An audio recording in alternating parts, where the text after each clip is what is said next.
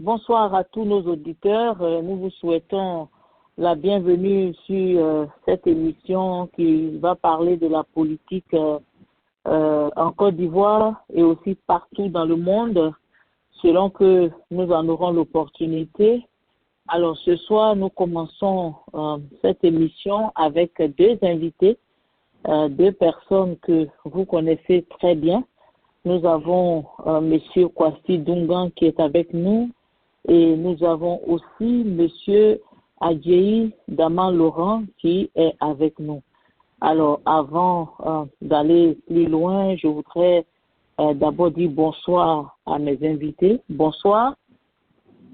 Bonsoir, Sister Sarah. Bonsoir, le commandant Jacques. Bonsoir, mon frère Kwasi Dungan. Voilà. Alors, merci d'avoir accepté notre invitation pour cette première émission d'analyse politique. Et dans cette émission, nous voulons nous permettre d'analyser un peu tout ce qui se passe sur le plan politique en Afrique et certainement partout ailleurs. Alors, ce soir, nous abordons un sujet très simple. Voilà. Nous avons voulu commencer par la Côte d'Ivoire pour essayer de voir ce qui se passe au niveau de la Côte d'Ivoire. Alors, avant de commencer, donc, je voudrais quand même vous présenter, n'est-ce pas?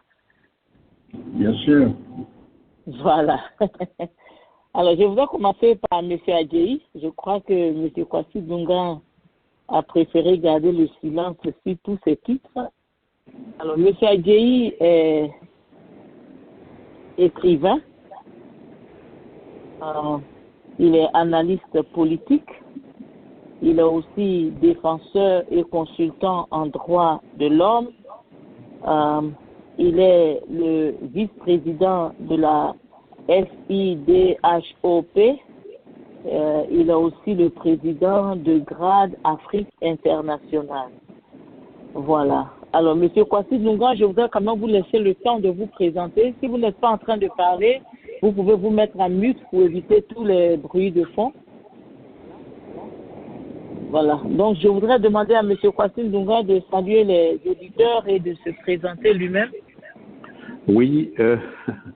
Bonsoir, Sister Sarah. Welcome back to our famous radio. It is a great honor for us to have you again. Okay, thank you. Donc, merci à tous les frères et sœurs. Merci à la sœur Sister Sarah qui revient encore avec de nouveautés. Donc, c'est un plaisir de participer avec vous pour cette première émission. Et j'ai reçu tous les messages que vous m'avez envoyés, mais j'étais un peu très indisposé compte tenu de certains calendriers dont je n'ai pas pu. Mais j'ai pris connaissance de tous les sujets, donc il n'y a pas de problème. D'accord. Il n'y a pas de problème. Merci. Merci. Alors, chers auditeurs et chers invités, ce soir, nous parlons un peu des perspectives pour 2025 en Côte d'Ivoire. Vous savez que en ce moment, en Côte d'Ivoire, c'est vraiment une grande agitation, si je peux utiliser ce mot. Nous avons tous les partis politiques, tous les hommes politiques qui sont un peu occupés à parcourir le pays, à prendre l'opportunité de chaque situation qui se passe. Alors ce soir, nous voulons parler donc de cela et nous allons analyser ces choses-là. Sans plus tarder, je voudrais commencer en vous posant cette première question. Tous ces partis politiques que nous avons aujourd'hui, nous avons le parti de Mme Simone Gbagbo, le MGC, nous avons le parti de M. Laurent Gbagbo, le PPACI, nous avons le parti de M. Afin Guessan qui a gardé le nom de FPI, nous avons le président du parti du COGEP et puis nous avons aussi, on ne peut pas l'oublier, même s'il n'est pas dans le pays, le parti de M. Soro Guillaume, le GPS, nous avons les grands partis comme le PDCI RDA et le RDR et évidemment tous les partis alliés qui accompagnent tous ces partis-là. Alors ce soir, je voudrais vous poser ma toute première question. Elle est très simple. Quels sont d'après vous les atouts et les faiblesses de chaque parti. Alors, on va commencer par le PDCI. D'après vous, quand vous regardez tout ce qui se passe, le PDCI a choisi M. Tidiane Thiam comme président, comme candidat certainement pour les élections. Quels sont les atouts et quelles sont les faiblesses du PDCI-RDA? Je voudrais commencer avec M. Adjei. Merci, Cynthia Sarah. C'est bien de voir ce qui se passe dans notre pays, parce que nous approchons vers 2025, on est presque au carrefour, au corner, ce n'est plus loin. Et quand on sait que, quand on parle d'élection, ça n'a jamais rien apporté à nos pays, si ce n'est pas la mort, la détresse et les pleurs, il faut bien qu'on en parle. Alors, vous avez posé la question de savoir quels sont les atouts de chaque parti, commençant par le PDCI. Bon, le PDCI, c'est le parti du Fouboigny, le parti que vous pouvez laisser à la Côte d'Ivoire. C'était le seul parti, d'ailleurs, avant le multipartisme. Il a laissé à Bédié, le président Bédié perd son âme, qui vient de nous quitter. Bon, ce que nous n'avons pas compris, c'est que Bédié a travaillé longtemps avec des gens pendant que Thiam était à l'extérieur du pays. Excusez-moi, M. Adjei, si ça ne vous gêne pas, je voudrais qu'on aille droit aux questions. Quelles sont les faiblesses? Qu'est-ce que vous trouvez comme faiblesse dans le PDCI? Et que trouvez-vous qu'on puisse appeler avantage, atout pour le PDCI aujourd'hui? Je ne veux pas parler du passé. Aujourd'hui, à l'heure actuelle, pour 2025. OK. La première faiblesse, c'est que le président Bédié était le seul candidat. Et je ne pense pas qu'il ait formé quelqu'un de solide. C'est une grande faiblesse parce que Thiam, tout le temps, il était à l'étranger. Il n'est pas vraiment imprégné dans la culture du PDCI. Bon, je peux avoir tort, hein, mais il est trop jeune. Quand je dis trop jeune, ce n'est pas par rapport à l'âge, mais politiquement. Il est faible par rapport à ceux gourous que je connais au PDCI. Donc, mais est-ce que vous pensez que le PDCI s'est trompé? Vous pensez que le PDCI s'est trompé sur ce choix? Bon, je ne dirais pas qu'ils sont trompés parce qu'il y a quand même des hommes sages au PDCI, mais ce qui m'a un peu indigné, c'est que les gens se sont basés sur le fait que Thiam a de l'argent. Malheureusement, aucun politicien ne distribue son argent à quelqu'un. Donc, se baser sur le fait qu'il a l'argent, vraiment, je dirais que oui, ils se sont trompés. Parce que Thiam ne m'a jamais dit. Bon, ça c'est ce que vous croyez ou bien c'est ce que vous savez? Est-ce que c'est ce qui s'est dit dans le PDCI ou bien c'est ce que vous voulez assumer? Vous pensez que c'est parce que Thiam a l'argent? Ce n'est pas parce que Thiam a de l'expérience, ce n'est pas parce que Thiam a appris la politique auprès de son grand-père, ce n'est pas parce que, même si on ne le voyait pas en Côte d'Ivoire, Thiam aurait peut-être gardé des contacts avec les ténors du PDCI. Vous ne pensez pas que ces raisons soient valables, c'est simplement parce qu'il a l'argent? Ce sont les membres du PDCI qui ont mis leur espoir sur l'argent, disons leur raison sur l'argent. Sinon, politiquement, Thiam est un financier, il n'est pas un politicien. Okay. Ça, c'est mon langage que moi. Voilà. D'accord. Mais il peut faire des efforts, puis c'est intelligent. Bon, il peut avoir des conseillers qui peuvent lui donner des conseils, mais ce n'est pas un politicien, il le connaît en tant que financier. Voilà. Ça, ce sont les faiblesses. C'est quoi maintenant les atouts? Est-ce que vous pensez que le PDCI a des chances de gagner les élections? Le PDCI avait des chances si le président Bédié était encore en vie. Je le dis, je ne l'infirme pas, je ne le confirme pas, parce que certains votants aujourd'hui voudraient voter par rapport au projet de société. Ce n'est plus par rapport à l'homme. Donc, c'est un win-win situation. Ce n'est pas une garantie. Voilà. Ok, merci. Alors, je vais me tourner vers M. Kwasi Dunga.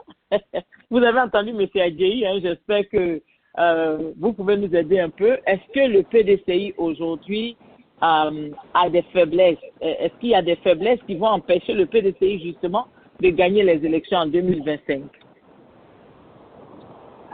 Bien, merci. Encore une fois, merci au frère Adjei. Ce que je peux dire, c'est que je pense que le PDCI, avec M.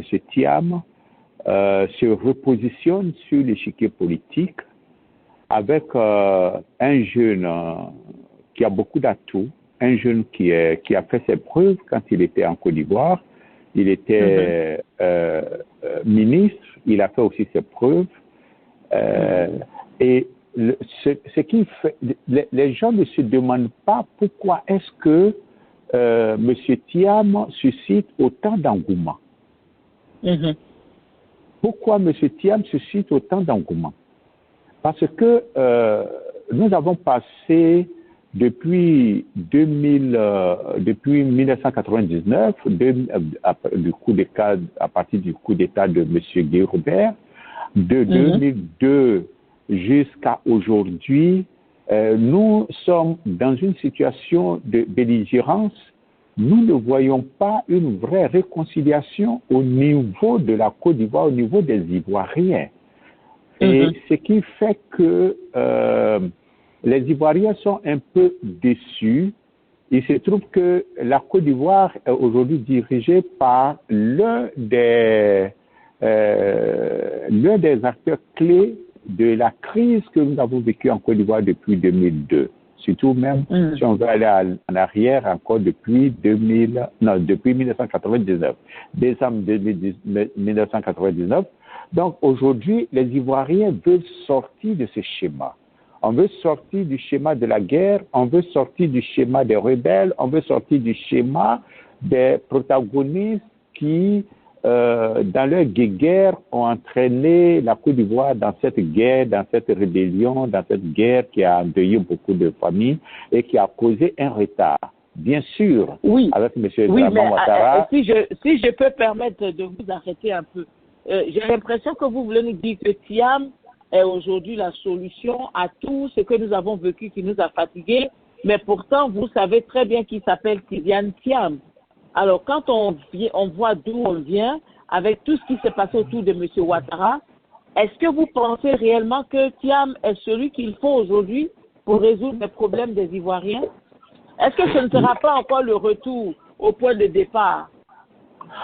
Oui, et la particularité de M. Thiam par rapport au cas de Draman Ouattara, bon, d'abord, je veux finir sur ce côté.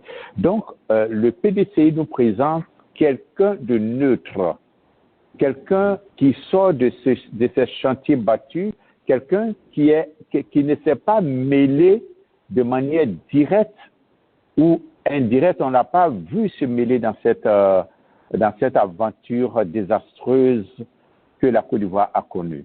Et en 2020, on a vu un Thiam qui a pris ses responsabilités et qui a fait des déclarations de grande facture. Donc, M. Thiam, c'est comme une nouvelle personne. Une nouvelle personne, c'est-à-dire qui transcende des débats belliqueux et de guerre, de rébellion, d'anarchie que la Côte d'Ivoire a connue. Voici, à mon avis, ce qui suscite l'engouement que les Ivoiriens ont pour M. Thiam, et je suis de ce côté-là. Pour nous, c'est une nouvelle personne. Une nouvelle personne. Oui, vous voulez dire certains Ivoiriens, parce que tout le monde n'est pas PDCI en Côte d'Ivoire. Oui. Donc, certainement que... Mais parlez-moi un peu des atouts. Ma question, c'est quels sont les atouts du PDCI, pas de M. Thiam, en fait. Alors, gardez la question que je vous ai posée tout à l'heure quelque part. Quelles sont les faiblesses du PDCI par rapport à 2025? Qu'est-ce qui va empêcher, qu'est-ce qui peut déranger le PDCI? Vous savez, un parti politique, tout repose sur le leadership du parti politique. Aujourd'hui, nous avons M. Thiam qui est un leadership accompli à la tête du PDCI. Donc, ça suscite un nouvel émoi dans le PDCI. Ça booste, ça aide à booster parce qu'à un moment donné, depuis 2015, avec l'affaire de Daoukro, avec ce qui s'est passé en 2020, il n'y avait plus d'enthousiasme au PDCI.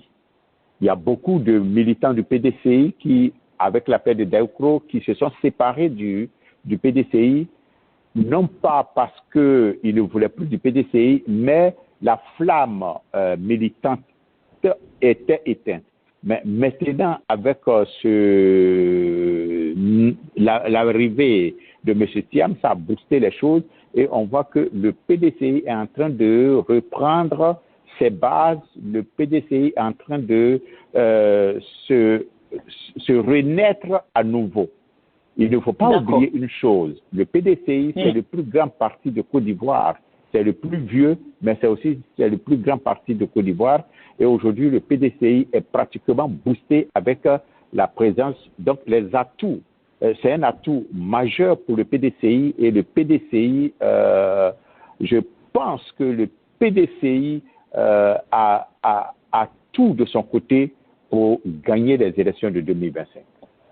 D'accord, merci. Alors, la question maintenant, que je vous avais demandé la question que je vous avais demandé d'épargner, je vais la simplifier. Je voudrais une réponse très rapide. Monsieur Thiam, vous savez que Monsieur Thiam a un nom à consonance sénégalaise et vous connaissez les Ivoiriens. Est-ce que le choix de Monsieur Thiam pour le PDCI ne sera pas un problème, un piège qui va plus tard empêcher le PDCI de gagner les élections? Rapidement. Merci. Très rapidement, le cas de Thiam est totalement différent du cas de Dramane Ouattara. Dramane Ouattara, on ne connaît ni de père ni de mère. Et en Côte d'Ivoire, il n'y a pas un village, moi j'ai fait tout le nord. En Côte d'Ivoire, il n'y a pas un village où vous pouvez trouver 10 Dramane. Ce n'est pas possible. Ça n'existe pas en Côte d'Ivoire. Les Dramane qui sont en Côte d'Ivoire sont tous des étrangers. Monsieur Thiam, il est vrai, il a son nom totalement sénégalais. Tout le monde connaît le père de Thiam. C'est un Sénégalais d'origine, même s'il a la nationalité française. Mais tout le monde sait aussi qu'en Côte d'Ivoire, monsieur Thiam a sa mère qui est une femme baoulée. Et tout le monde sait qu'en Côte d'Ivoire, monsieur Thiam a passé tout son cursus scolaire. Non seulement il est né en Côte d'Ivoire, il a passé tout son cursus scolaire en Côte d'Ivoire, où il a eu le bac, où il a eu le concours de Polytechnique. Tout le monde, au temps de monsieur, en 1982, je pense bien, avant 82, au temps où monsieur Akoto Yao était ministre de l'Éducation nationale, on a présenté ce jeune homme devant tout le monde. Tout le monde le connaît. Et monsieur Thiam, même si on lui prête l'intention d'être français parce que son père a la nationalité française, M. Thiam n'a jamais utilisé la nationalité française pour accomplir aucune activité professionnelle. Il a été toujours ivoirien. Oui, bon, vous savez, M. Dunga, nous savons tout ce que vous êtes en train de dire. Je voudrais d'ailleurs rectifier, si je ne me trompe, je crois que dans les médias, on nous a plutôt dit que sa mère n'était même pas baoulée et que sa mère était plutôt... Nous, on a toujours pensé que sa mère était baoulée. On nous a dit que sa mère est la cousine de l'épouse du président. Au fait, je ne voudrais pas perdre le temps sur ça, parce que, comme vous le dites, du président Kadi, maman Kadi. Donc, mais très rapidement, maman Kadi So, sa mère est de la famille royale d'Abangourou, je pense. Oui, d'Abangourou. Sa mère est de la famille royale. Oui, elle est d'Abangourou. Oui, elle est d'Abangourou. Sa mère est de la famille royale d'Abangourou. C'est son père qui est un riche commerçant sénégalais. Maintenant, la maman de Thiam dont vous parlez, sa maman est aussi sénégalaise, mais baoulée du côté de Oufoué-Boigny. Ça, c'est inévitable. Ça, il n'y a pas à discuter là-dessus. Elle est sénégalaise aussi. elle est un côté, du côté où il faut boire. Maintenant, le Code de nationalité ivoirienne dit clairement que dès l'instant où vous avez un parent ivoirien, que ça soit même dans tes aïeux, vous êtes ivoirien d'origine. Et le mot ivoirien d'origine est constitutionnel, c'est-à-dire c'est le sang. Vous avez Nous le sang reviendrons sur ivoirien. ça dans une autre émission. Nous aurons le temps de décortiquer la vie de nos leaders politiques, il n'y a pas de problème. Nous prendrons le temps de parler de M. Thiam en longueur et en largeur, comme on dit en français. Nous aurons le temps. Ce soir, c'est juste sur le plan politique. Ce n'est pas vraiment le problème de l'identité ni de la nationalité de M. Thiam qui est en question. C'est beaucoup plus. Alors, est-ce qu'il est expérimenté, M. Thiam? Je voudrais demander à M. Adjei, est-ce qu'il a l'expérience qu'il faut pour diriger un pays? Vous savez, diriger un département de la Bénin, être nommé ministre, tout ça, ce n'est pas pareil qu'être chef de l'État, parce que les responsabilités sont plus lourdes. Alors, M. Adjei, est-ce que vous pensez que Thiam a assez d'expérience pour être président de la Côte d'Ivoire? Bon, sur le plan expérience, comme je dis, il peut ne pas avoir une grande expérience, mais s'il se fait entourer par de bonnes personnes, il peut réussir. Seulement, le problème, c'est que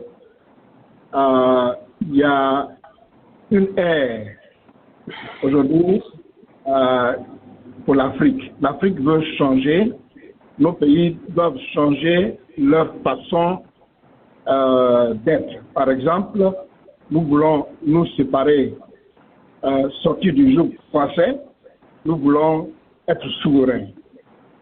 Le problème, c'est ça.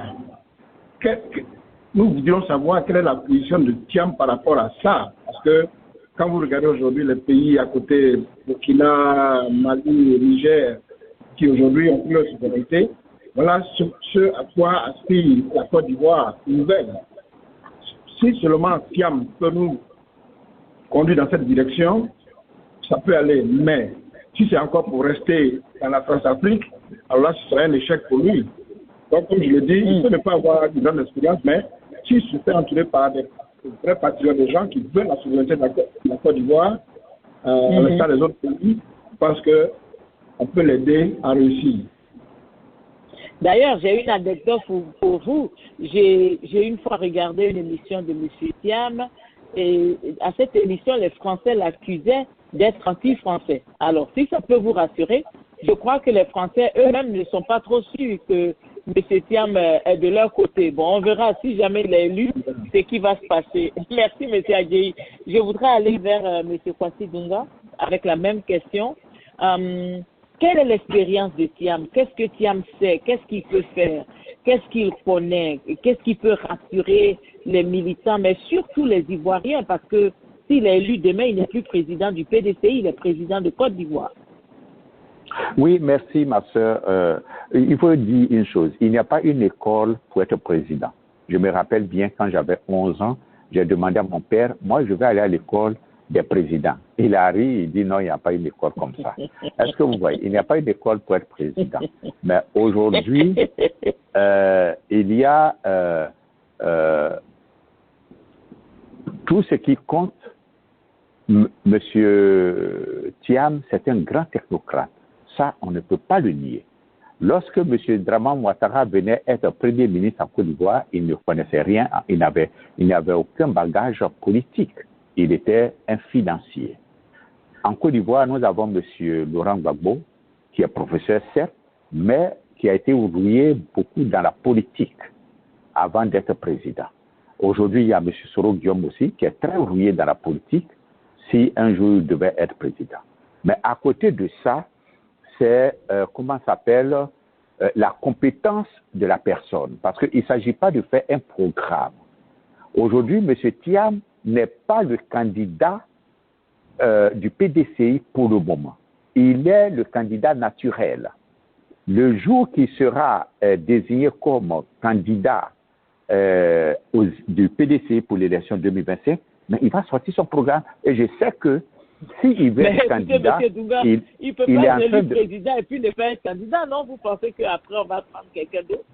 Nous pensons Non, qu'il non, est le non, candidat. c'est la politique, c'est la politique. Tout peut arriver. Bien sûr. Parce que Oui. les enjeux de 2025 peuvent amener le parti au pouvoir, dans le parti du PDCI, pour dire que vraiment les enjeux sont tellement grands que on préfère soit M. Thiam ou bien soit une autre personne. Mais je sais qu'il est en train, en tant que candidat naturel, il est le candidat naturel du PDCI, je sais qu'il est en train de peaufiner son programme. Mais ce que je vais dire, c'est que le leadership, il y a les Africains, il y a des gens qui ne connaissent pas ce que c'est que le leadership. Le leadership, on n'est pas leadership. Le leadership, c'est celui qui sait, écouter ce que ses subalternes ou bien ce que le peuple lui dit et qui fait ce que le peuple lui demande. C'est ça le leadership. Donc, monsieur Thiam a tous les atouts nécessaires pour être un grand leadership. Et puis encore, ce qui est plus important, c'est que monsieur Tidjane Thiam, avec les enjeux auxquels l'Afrique est confrontée présentement, enjeux politiques et stratégiques, M. Thiam ne peut pas se comporter comme un président au temps anciens où il y avait que la France-Afrique. M. Thiam ne peut pas être président en 2025 et appliquer, 100% la France-Afrique. C'est pas possible, M. Thiam ne peut pas faire ça. Ma question, elle est celle-ci, M. Dungan.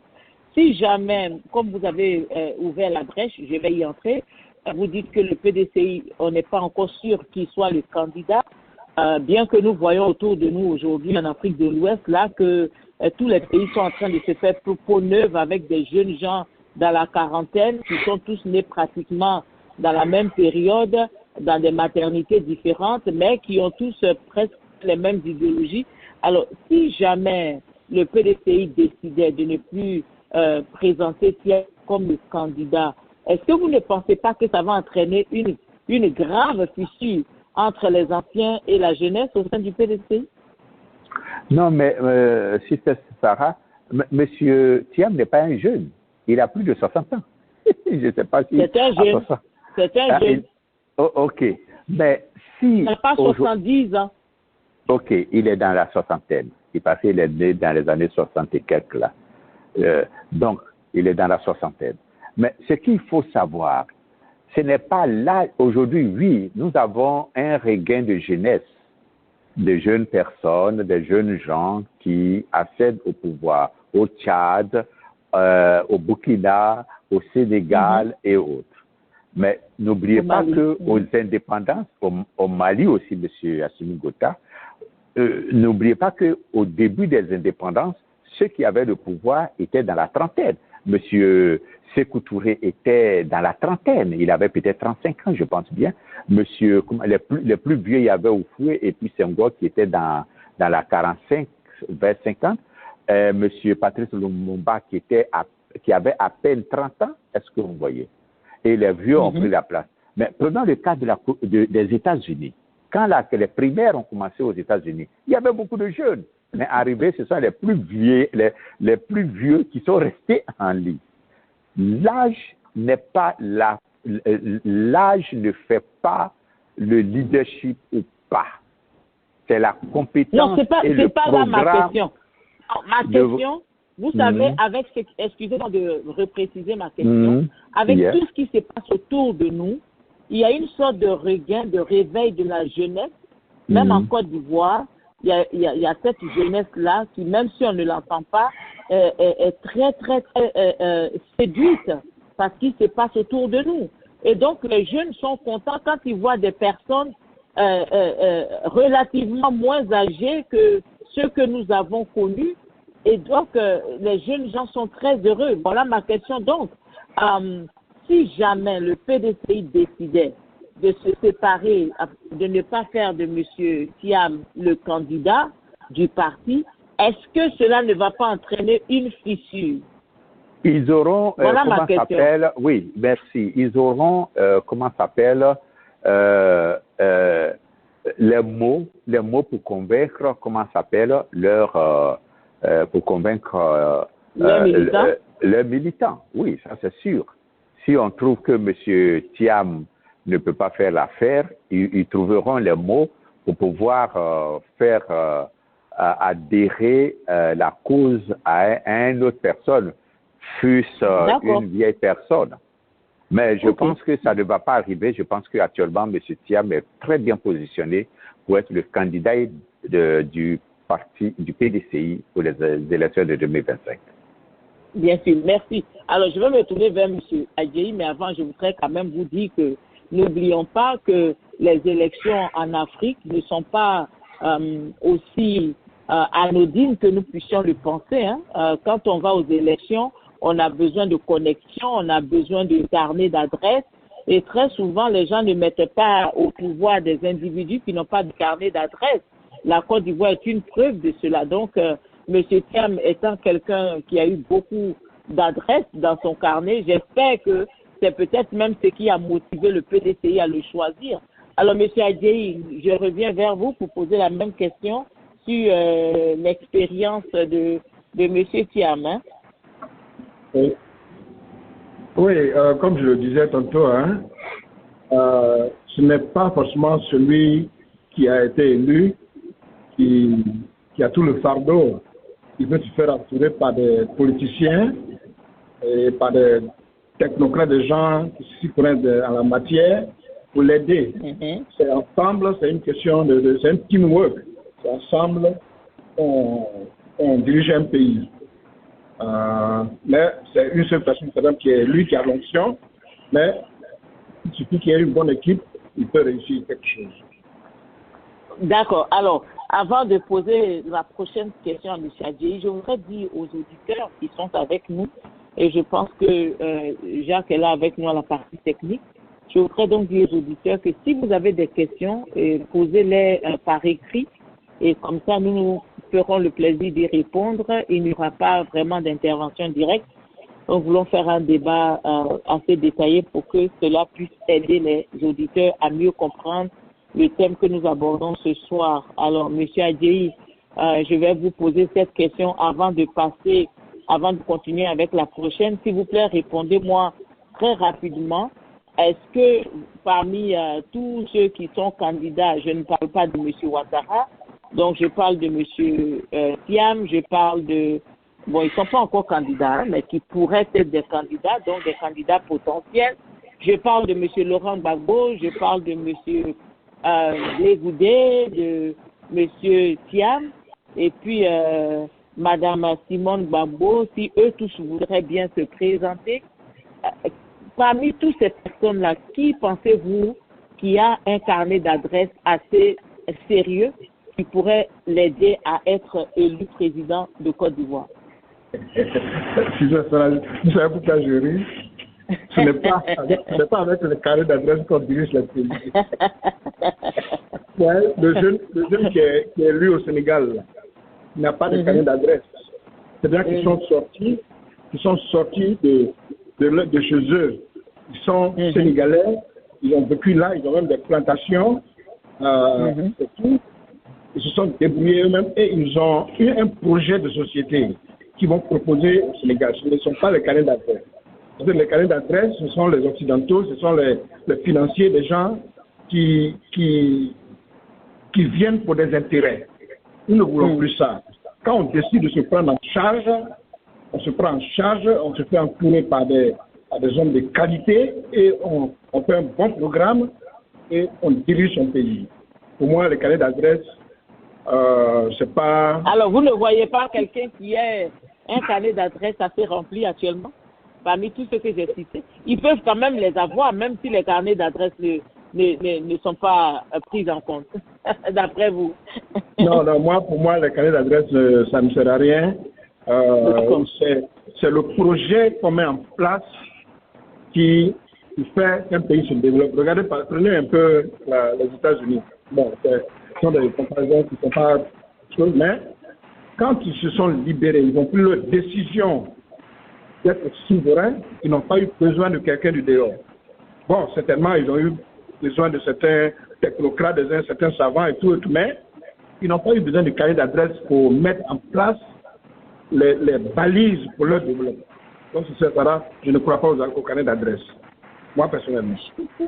D'accord, merci. Alors, monsieur Kwasi-Nunga, je voudrais savoir si vous voulez parler rapidement oui, très une rapidement. Minute pour que je revienne oui. vers monsieur Adjei avec ma prochaine question. Oui, très rapidement, il faut le dire que M. Thiam, ce n'est pas un carnet d'adresse qu'il a, c'est un ordinateur d'adresse qu'il a.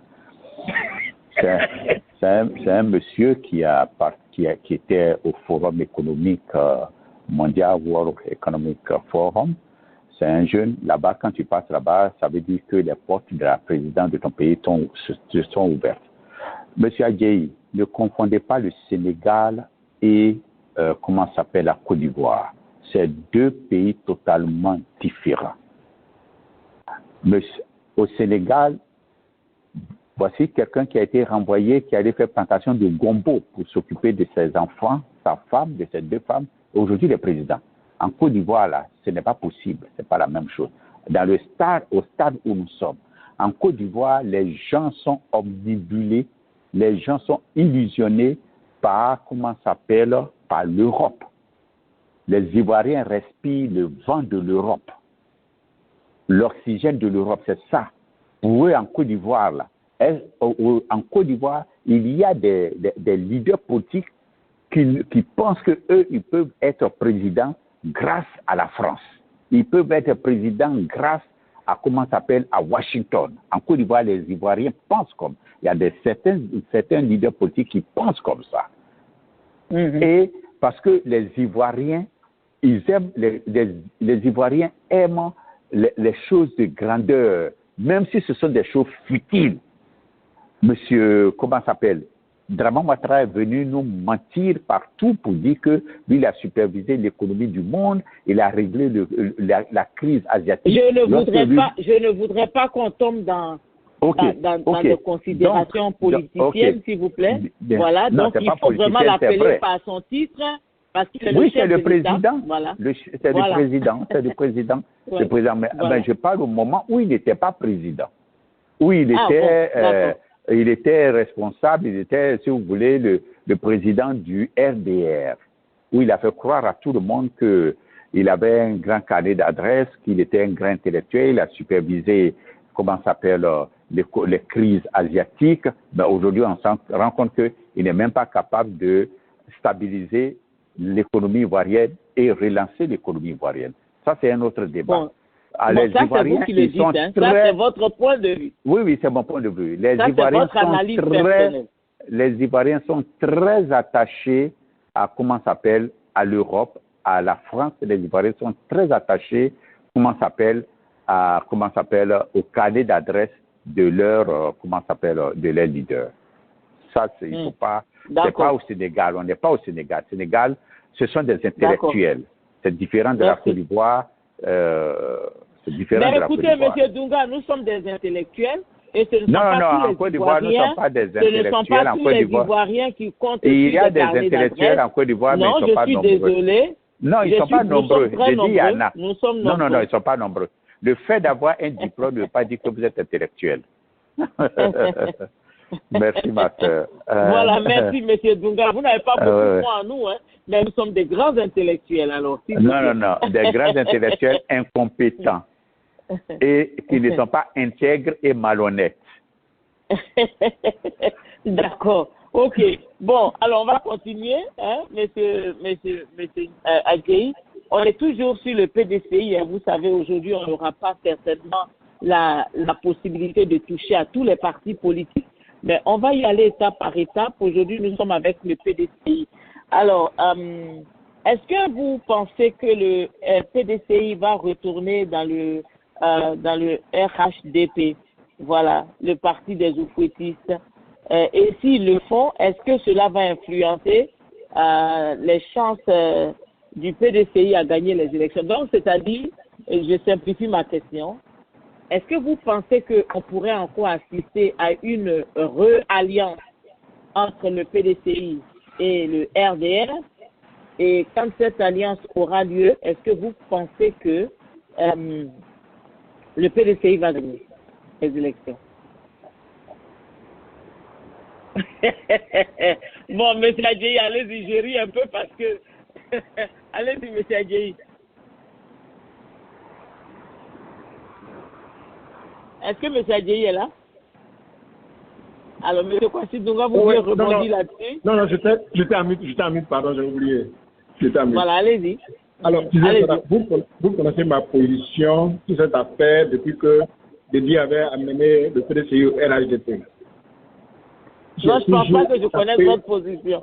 J'ai toujours tapé sur la table pour interpeller le président Bédié jusqu'à ce qu'il sorte du RHDP. Si Thiam ramène le PDCI au RHDP, c'est la plus grave erreur que tous les Ivoiriens vont regretter. Ce ne serait pas une bonne voie, une voie à suivre. Ça, parce que le RHDP n'est pas un parti politique. Ça, je suis désolé de le dire, mais ce n'est pas un parti politique. Oui, bon, ce n'est pas un parti politique, c'est une alliance. C'est un regroupement de partis politiques qui se disent qu'ils sont oufouettistes. Donc, ce n'est pas un parti politique, mais n'oubliez pas que chaque parti politique a ses intérêts. Alors, si vous faites une alliance avec un parti politique, est-ce que c'est obligatoire que vous gagnez les élections parce que vous êtes mis ensemble? C'est ça. Le RDR aujourd'hui, le RADP aujourd'hui, marche sur un pied.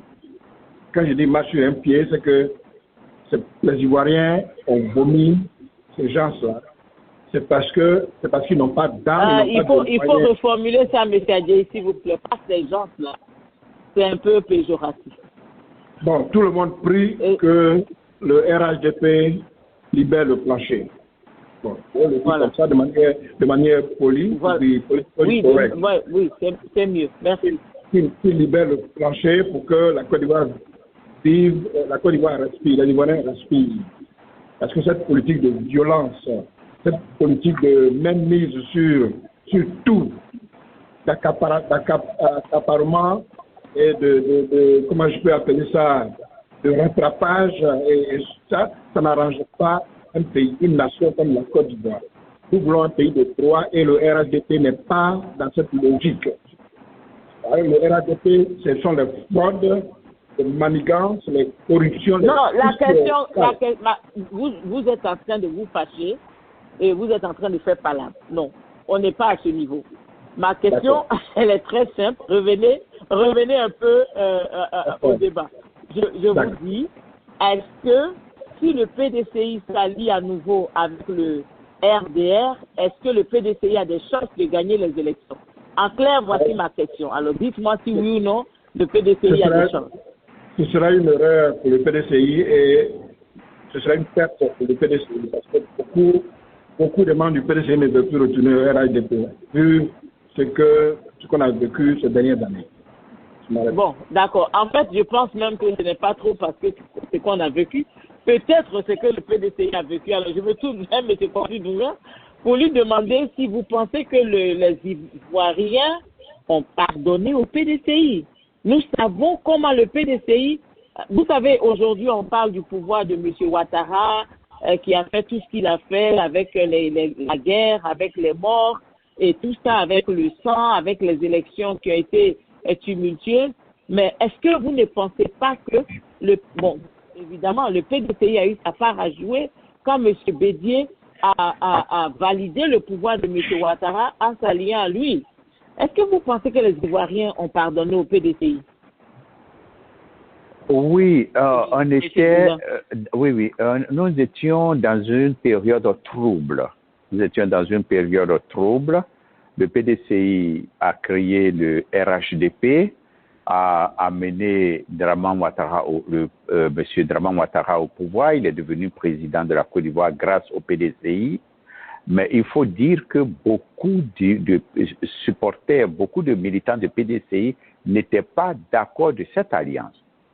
De deux, avec la paix de Daoukro, beaucoup de PDCistes, de militants de PDCI se sont écartés en port du PDCI. Mais aujourd'hui, lorsque le président Konan Bédié a reconnu son erreur en s'alliant au PDCI et qu'il a demandé pardon et qu'il a quitté le RHDP, les militants il y a eu un regain de confiance dans le parti PDCI. Donc, tous ceux qui avaient des animosités, toutes ces personnes-là qui étaient mécontentes du comportement de M. Konan Bédié, aujourd'hui sont revenus. Et encore, avec l'arrivée de M. Thiam, c'est-à-dire, c'est le plein maintenant du PDCI. Dire que le PDCI va retourner au RHDP, contre qui? Contre qui? Parce que le RHDP... Mais contre le PPACI, aura... contre le MGC... Non, mais le PPACI n'est pas au pouvoir. Le PPACI n'est pas au pouvoir. Donc, le PDCI ne peut pas se dresser contre le PPACI. On se dresse contre le parti qui est au pouvoir. Parce que c'est lui qu'il faut gagner. Donc, s'ils s'en vont se mettre avec le PPAC, avec le RHDP, s'ils s'en vont se fondre encore avec le RHDP, mais c'est le RHDP qui sera au pouvoir, ce ne sera pas le PDCI. Donc, le PDCI n'a aucun intérêt. Aujourd'hui, s'il veut gagner le pouvoir, c'est d'aller contre le pouvoir, c'est de s'allier avec une autre partie de la population ivoirienne pour pouvoir gagner le RHDP. Alors, aujourd'hui, quel est le parti politique, donc qui pourrait faire la paix du PDCI aujourd'hui? Dans l'opposition, bien entendu. Dans l'opposition, aujourd'hui, le PPACI fait une très bonne figure avec le PDCI. Et je sais que si les deux vont ensemble, il n'y a pas de raison que le PDCI ne gagne pas les élections de 2025. Mais le pardon du PDCI dont vous parlez, M. Adjei, vous êtes là avec nous. Moi, je ne l'ai pas entendu, le pardon que M. Bédié aurait demandé au PDCI. Bon, vous parlez d'un pardon qui a été demandé aux militants du PDCI, mais pas à la Côte d'Ivoire. M. Bédié n'a jamais fait. M. Bédié n'a jamais demandé pardon aux Ivoiriens. M. Bédié a regretté en public de s'être lié, comment ça s'appelle, au RHDP. Il a dit ça en public qu'il regrette. Regretter et demander pardon, ça fait deux. Bon. Il n'a jamais demandé pardon aux Ivoiriens. Mais les politiciens en Côte d'Ivoire, vous avez raison, en Côte d'Ivoire, aucun politicien ne demande pardon au peuple. Aucun politicien ne demande pardon au peuple. Ça, ils sont oui, c'est dommage, oui. Ils sont tellement imbus de leur personnalité et des actes qu'ils ont posés que demander un pardon, c'est trop leur demander. Mais ils peuvent regretter les actes qu'ils ont posés, comme M. Bédié a regretté l'acte qu'il a posé, M. Draman Ouattara, non, M. Soro Guillaume a regretté l'acte qu'il a posé, mais ils n'ont pas encore demandé pardon. Mais déjà, nous prenons ça comme acte de pardon. Alors, avant que je parte je crois que ce sera certainement la dernière question avant qu'on demande aux auditeurs de nous donner leurs questions. Monsieur Adjei, je ne sais pas si vous avez quelque chose à dire sur l'alliance. Vous avez déjà parlé sur la alliance entre le RDR et le PDCI. Vous avez déjà dit quelque chose là-dessus? Oui, j'ai dit que ce sera une grave erreur. Comme ça a été dans le passé, n'est-ce pas? Voilà. Oui. Merci. Alors, ma question, la voici. Nous allons passer maintenant au PPACI. Je voudrais savoir les chances du PPACI. Nous avons aujourd'hui un président, un monsieur Laurent Gbagbo, revenu de la CPI, victorieux, qui a été libéré, blanchi. Nous voyons un monsieur Laurent Gbagbo qui a traversé des crises au niveau privé. Nous n'allons pas entrer dans cela. Et aussi au niveau politique, beaucoup de crises qui ont créé aujourd'hui, qui ont abouti à la création du PPACI de M. Gbagbo. Alors, ce parti est relativement très jeune, relativement nouveau sur l'échiquier politique ivoirien, même si son leader, lui, est un vieux de la vieille. Voilà. Alors, est-ce qu'on peut évaluer les chances du PPACI dans le paysage politique ivoirien aujourd'hui? Monsieur Adjei. À moi la question. Ah oui, ok. Alors, M. Sarah, vraiment, je suis désolé, mais je vais vous dire ma position sur la posture du PPACI actuellement. Et je l'ai exprimé à beaucoup de collègues, beaucoup d'amis. Je dis que moi, personnellement, je ne suis pas d'accord avec certaines démarches.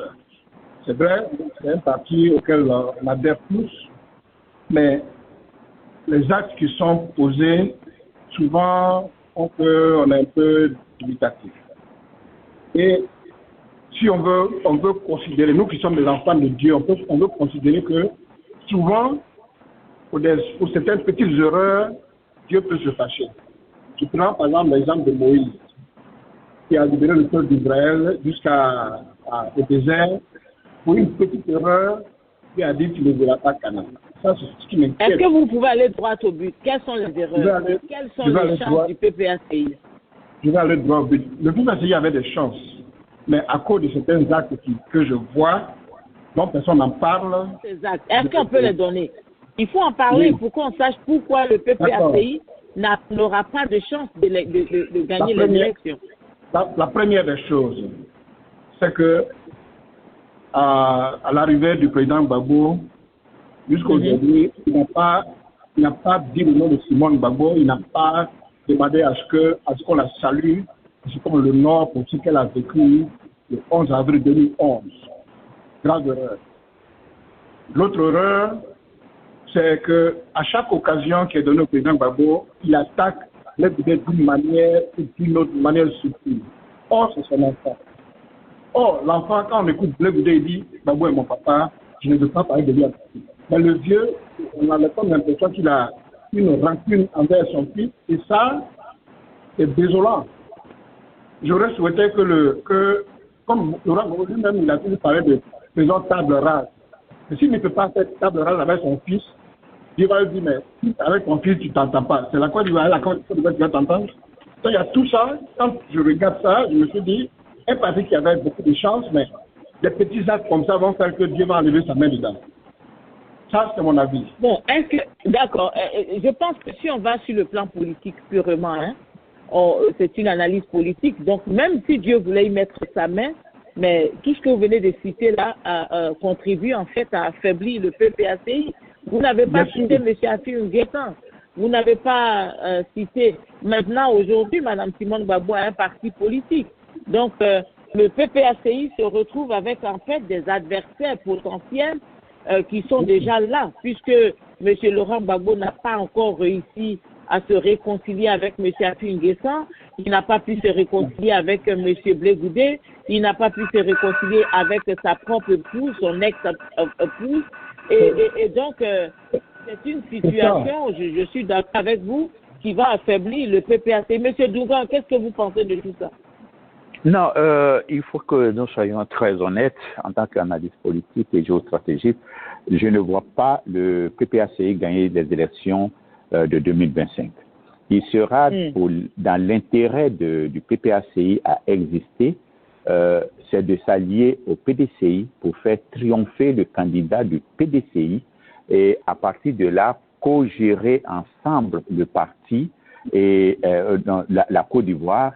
Et c'est ce qui va permettre, au PPACI de redorer son blason. Mais si le PPACI va seul à cette élection-là, je ne vends pas cher sa peau.